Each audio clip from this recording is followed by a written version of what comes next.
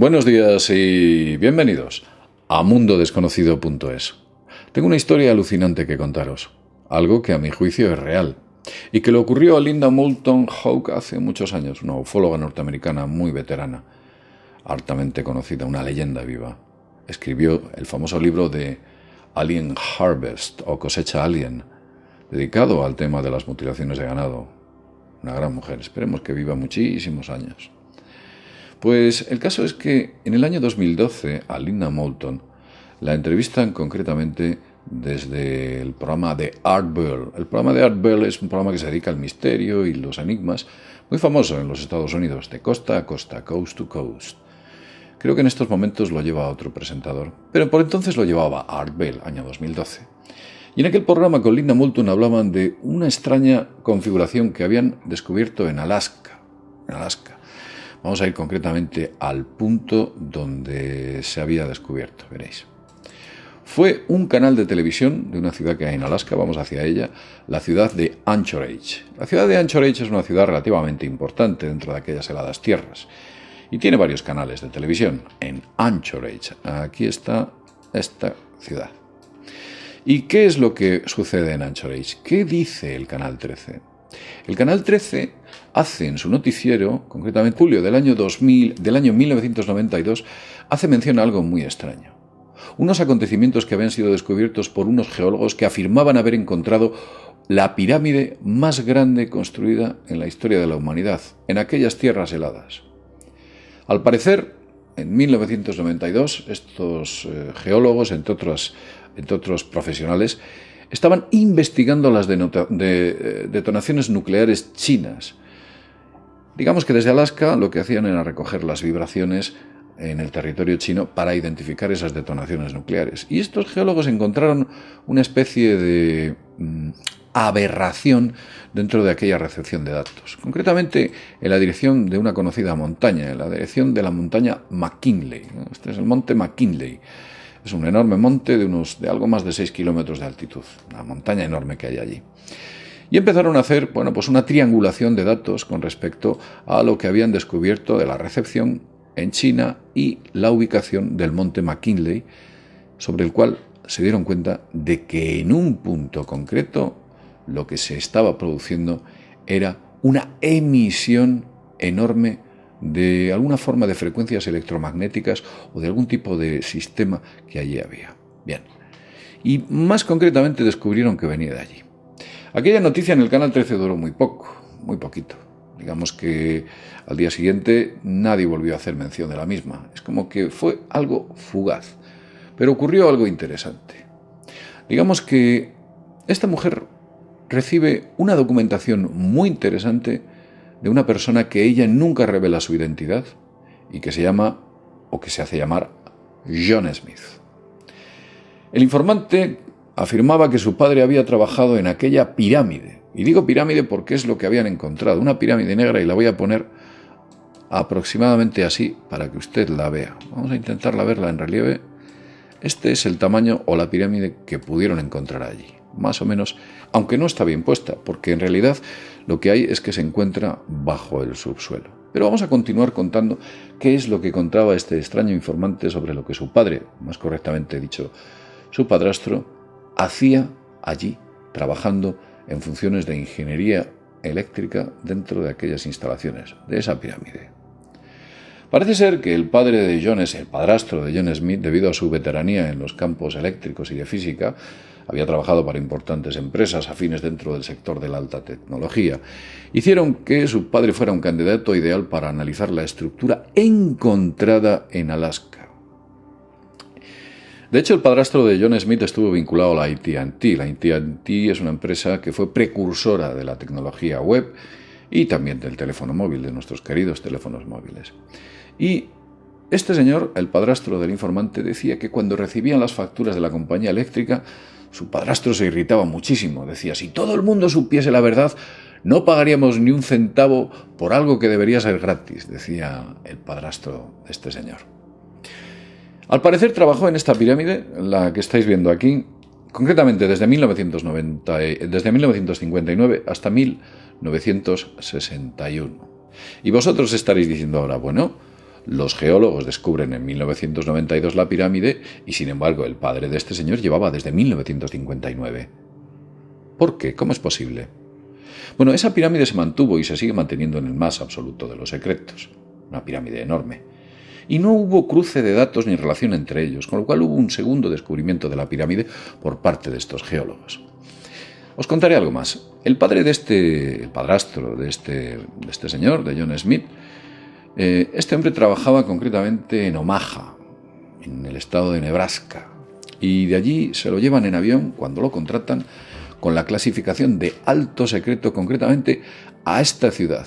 Eso es lo que cuenta. A Unalaklit lo acercan en autocar, concretamente hasta el punto donde se encontraba la famosa pirámide, que es Durante todo este trayecto dice que lo llevan en autobús. Contaba que el autobús estaba lleno de lo que parecían expertos militares en diversas disciplinas. Afortunadamente, el padre de John solía llevar un colgante brújula, y digo esto porque el autobús en el que le desplazan, según contaba John Smith, era un autobús con los cristales tintados. Los habían oscurecido para que no supieran concretamente la dirección hacia la que se dirigían. Cuando llegó a aquel punto, a esta famosa pirámide negra, dice que lo que allí había eran ya instalaciones militares.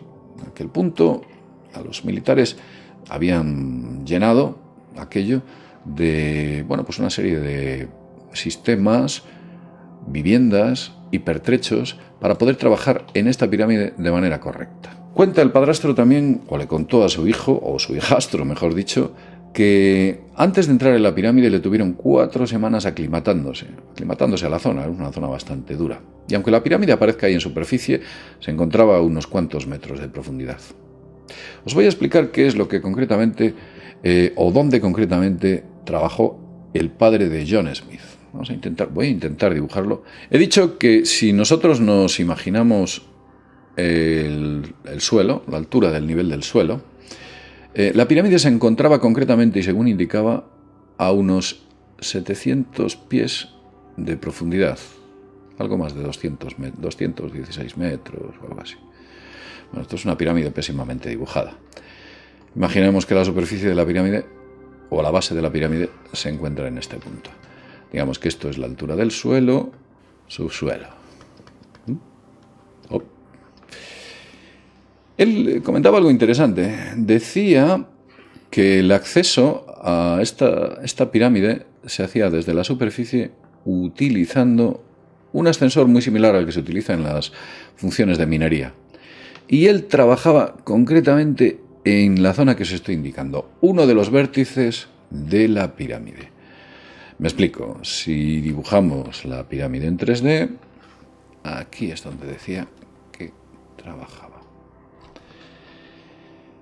Él explica que su despacho, entre comillas, se encontraba dentro de la pirámide. La pirámide tenía estancias, y una de esas estancias estaba destinada a ser el centro de trabajo del padre o el padrastro de John.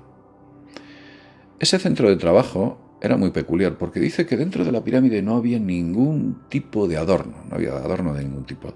La pirámide estaba completamente limpia. Y dice también algo interesante. Dice que aquella pirámide tenía corredores que, cuando le llevaban los militares, le obligaban en muchas ocasiones a llevar una venda en los ojos para desplazarle finalmente a otras estancias anexas en las que, según contaba el padrastro de John, había como una especie de centro de control de mando que no conocían ni entendían de ninguna de las maneras posibles. Era una tecnología totalmente desconocida lo que allí había. Y estuvo trabajando 2 años para intentar descubrir concretamente qué es o cuál era el secreto de aquella pirámide. Pero vamos a ir un poquito más a fondo. Allí estuvo el padre trabajando, estuvo mucho tiempo, en unas condiciones que decía que eran durísimas. Trabajar a 700 metros de profundidad en Alaska decía que era muy complicado y muy duro. Había otros colegas que trabajaban con él. Nunca le explicó al hijastro, a John, qué es lo que exactamente descubrió, ya que todo era clasificado. Incluso la mujer o la madre de John comentaba a sus vecinos que su padre o su marido se había ido a otro país. Cuando John, después de todos aquellos, el padre y el padrastro de John, después de todos aquellos avatares, en 1961 regresa a Omaha, él compra una una finca. Compra una finca allí y levanta una casa. Y el hijastro dice algo curioso. Dice, mi padre, y además si observáis, vamos a intentar ponerlo desde aquí, os daremos la latitud y la longitud. ¿Veis que la pirámide está como un poco ladeada? Yo a lo mejor no lo he hecho de manera perfecta, pero fijaos que incluso en el suelo hay como una leve sombra, ¿eh? Se puede ver como una leve sombra. Una leve sombra que tiene exactamente el doble del lado de la pirámide de Keops. La pirámide que tenían allí era exactamente el doble que la pirámide de la meseta de Giza. La pirámide oscura era enorme. Y tenía una pequeña inclinación con respecto al norte magnético, norte geográfico, exactamente, no sé qué es lo que indica, suponemos que el norte geográfico. Y su padre construye una vivienda con esa misma inclinación. Nunca le explicó a John por qué lo hizo así, pero lo que sí que hizo fue llevarle a John a construir una pirámide. Su padre le decía, vamos a construir una pirámide y vamos a hacer con esa pirámide un generador de energía. Que eso es lo que le contó, aunque más que un generador lo que era un amplificador.